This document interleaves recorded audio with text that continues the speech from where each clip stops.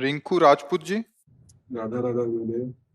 राधे राधे महाराज जी, आपके चरणों में कोटि कोटि प्रणाम। महाराज जी, मैं पिछले कुछ समय से आपका सत्संग सुन रहा हूँ। अभी 5 साल से पिछले अमेरिका में WWE में रेसलर हूँ। अब माता पिता नहीं रहे इस दुनिया में, बट मन होता है कि उनकी भक्ति नहीं कर पाया। गुरुदेव, आप मेरे सपने में आए थे और नाम दिया। महाराज जी, अभी मेरे मन में ऐसा आ रहा है कि मैं अमेरिका में रह के रेसलिंग करूं या भारत आकर भक्ति करूं और भारत भूमि की सेवा करूं। महाराज जी, कुछ समझ नहीं आ रहा, आप कृपया मार्गदर्शन करें, क्या आगे का निर्णय लूं। देखो, हमारी दृष्टि में चाहे अमेरिका हो, चाहे भारत हो, या कहीं भी विश्व में, हमारे ठाकुर जी का ही सारा वैभव है। अनंत ब्रह्मांड उन्हीं के हैं। सकल भूमि गोपाल की, या में अटक कहा। कहीं भी रहो, प्रभु के होके रहो। माता पिता के रूप में, सारे जगत के रूप में मेरे ही ठाकुर जी महाराज विविध रूपों में खेल रहे हैं, दूसरा कोई है नहीं। तो शरीर बल ये टिकाऊ चीज नहीं है। आज है, कल शरीर नहीं रहेगा। आज शरीर स्वस्थ है, कभी अस्वस्थ भी होगा, क्योंकि ये मरण धर्मा शरीर है, परिवर्तनशील है। महाबल भगवान का आश्रय है। सब बलों के केंद्र महाबल भगवान है, उनसे बढ़कर कोई नहीं है। देखो ना, 7 वर्ष की अवस्था के हमारे ठाकुर जी महाराज 21 किलोमीटर अब भी गिरिराज जी हैं। 7 दिन 7 रात ऐसे 21 किलोमीटर गिरिराज जी को कोई है इनसे बलशाली वाला? 105 फण वाला कालिया पूरे काली देह को जहर से युक्त कर दिया कि ऊपर से पंछी भी निकले तो मर के गिर जाए, ऐसी उसकी गैस जहरीली। कूद गए जल में और उसके मान का मर्दन करके रमणक द्वीप भेजा और अपने श्रीअंग के स्पर्श से पूरे जल को अमृतमय कर दिया। देखो, महाबली है ना। सांप के फण पर नृत्य किया, ऐसा कोई है नाचने वाला? कोई। और ज्ञान के समुद्र भगवान ने गीता जी का जो बोला, अद्वितीय ग्रंथ है गीता। हर संप्रदाय, हर देश, हर जगह, हर भाषा में गीता जी की टीका हुई। एक अमोघ वाणी भगवान की गीता। तो भगवान अमोघ ज्ञान है, भगवान अमोघ बल है, और भगवान अहेतुकी मित्र हैं। हमारे किसी गुण से नहीं, हम उनके हैं। इस बात को स्वीकार करें तो जहां भी हो वहीं भगवान है। सर्वत्र भगवान है तो वहां भी तो भगवान है ना। सबके भगवान है तो आपके भी भगवान है ना। सब समय भगवान है तो इस समय भी है ना। तो जहां भी हो वहां भगवान के हो, ऐसा भाव रखो। जो बल, जो आपको बुद्धि दी है, समाज सुख में लगाओ, समाज सेवा में लगाओ। जिससे दूसरों को सुख पहुंचता है वो भजन ही माना जाता है। परहित सरिस धर्म नहीं भाई। जिसमें दूसरों को लाभ मिले, सुख मिले, आनंद मिले, हमें पीड़ा मिले कोई बात नहीं, पर दूसरों को सुख मिले, उसी को धर्म कहते हैं। और धर्म का फल होता है भगवान में प्रीति हो जाना। सावै पुंसाम परो धर्मो ये तो भक्ति अधोक्षजे। भगवान अधोक्षज श्री हरि के चरणों में भक्ति हो जाना, यही सब का फल है।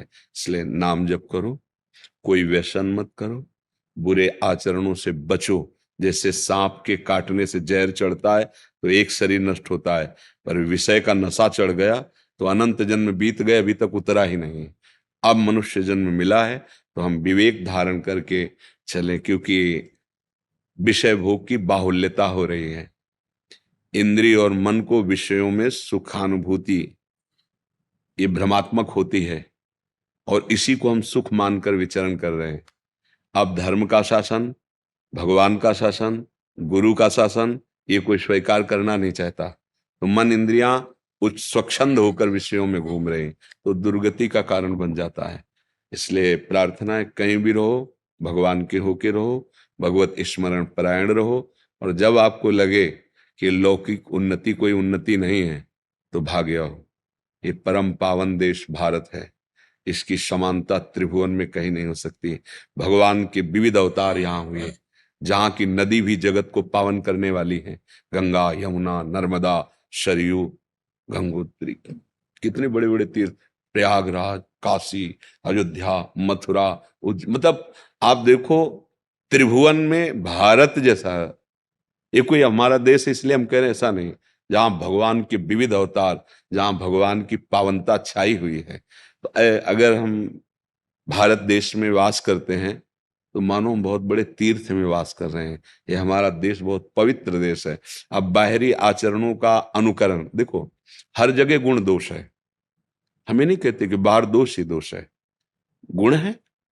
बाहर के विज्ञान को स्वीकार करो, बाहर की जो प्रवीणता है उसको स्वीकार करो। कैसे व्यापार किया जाता है, कैसे समाज को सुख प्रदान किया जाता है, अगर वहां गुण मिलते हैं वो स्वीकार करो।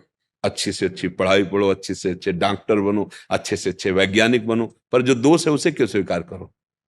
हमारा देश धर्म से चलने वाला है, व्यभिचार प्रवृत्ति नहीं कि आज आपके साथ कल आप। ये हमारे देश के वासियों का स्वभाव नहीं रहा। एक बार स्वीकार किया तो आजीवन निर्वाह किया। तो हम बाहर की उन गंदी बातों को न स्वीकार करें जो हमारे देश हमारे धर्म के प्रतिकूल हैं। बाहर भी ऐसे गुण हैं जिनको हम मान लो एक आप अच्छे डॉक्टर बन गए, बाहर से पढ़ के आए तो हमारे देशवासियों की सेवा बन गई ना। आप अच्छे वैज्ञानिक बन गए तो हमारे भारत की उन्नति होगी। तो बाहर हम जाएं पर अपने देश और अपने धर्म को पूर्ण करने के लिए, ना कि उसका नाश करने के लिए। आज हम लोगों की बुद्धि बदल रही है, इसलिए हमारा पतन हो रहा है।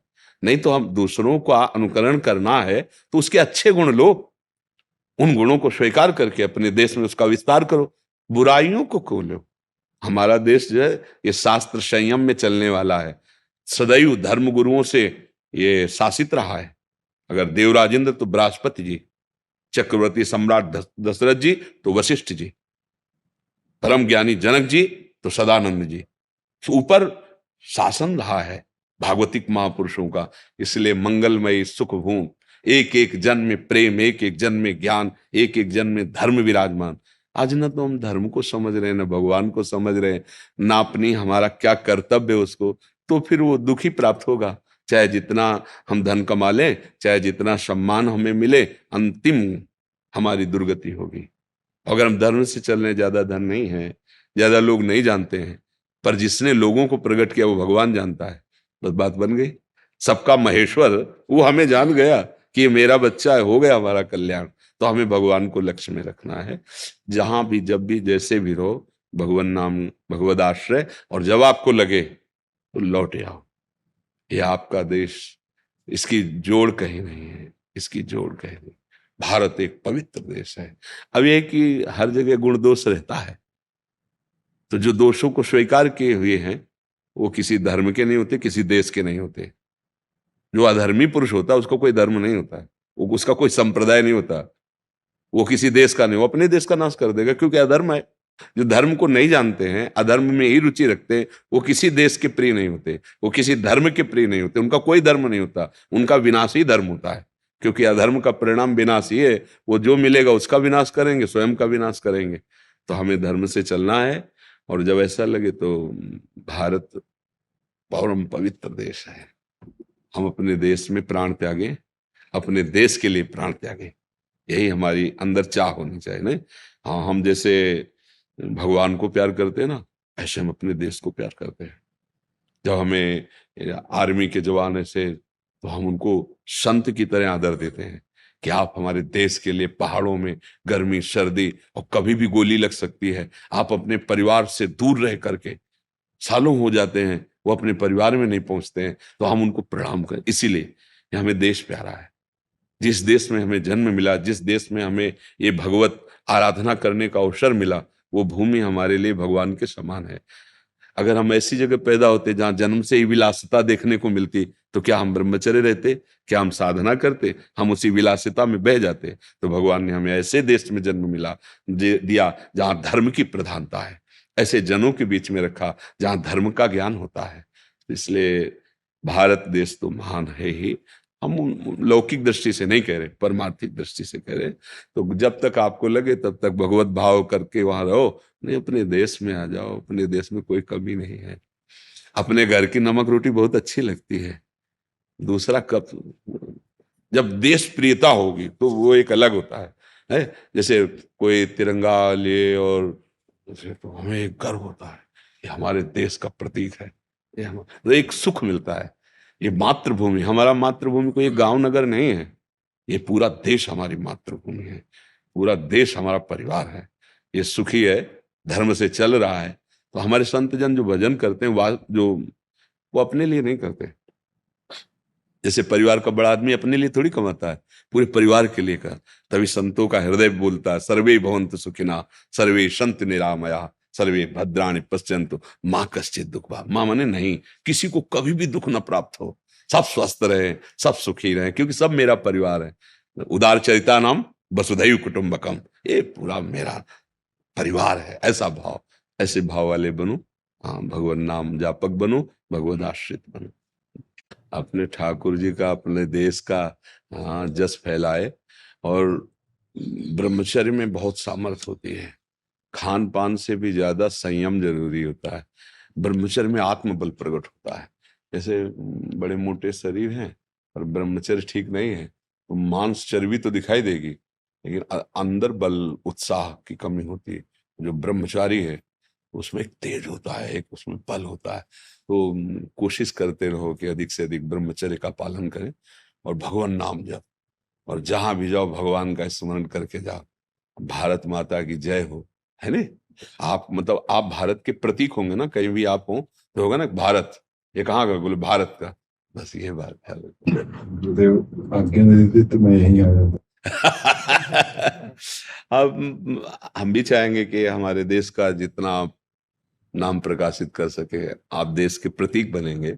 आप अपने बल को बढ़ाएं, भाव को बढ़ाएं, और दिखाई दे कि भारत में भी वीर हैं, भारत में भी बलवान हैं। ऐसे बल को जागृत कीजिए, तो आप जहां भी हैं भारत की जय हो, है नहीं। हाँ, आप हमारे देश के प्रतीक हैं। मतलब बाहर कहीं भी हो तो यही तो होगा ना, भारतीय है तो पूरे भारत की उस समय बाजी आपके ऊपर है। मतलब जैसे क्रिकेट का खेल है या कोई भी खेल है, ये भी एक खेल के अंतर्गत ही आता है। तो हमारे पूरा देश आपके साथ हो जाता है। आपकी जीत तो हमारे देश की जीत होती है ना, कि भाई क्या बोले, जीत गया, भारत जीत गया। तो ऐसे भाव से जरूरी नहीं है, संयम से रहो। और जब आपको लगे कि मैं उब गया इस संसार के खेलों से, तो आ जाओ, बढ़िया आनंद पूर्वक भजन करो, जीवन भगवान को समर्पित कर दो। ऐसा जब लगे, गुरुदेव लगने लगा है। हाँ तो बड़ी कृपा है। अगर इन खेल संसार के खेलों से लगने लगे तो फिर दिव्य भगवान की प्राप्ति के मार्ग में चला जाए। जीवन का लाभ यही है। अब देख लो, आप देख लो। अरे सी है। धन्यवाद, धन्यवाद, धन्यवाद, धन्यवाद, धन्यवाद। जय जय श्री राधे, जय जय राधा राधा राधा। जोरों शोरों से, हाँ, उसके बाद फिर समझ गया।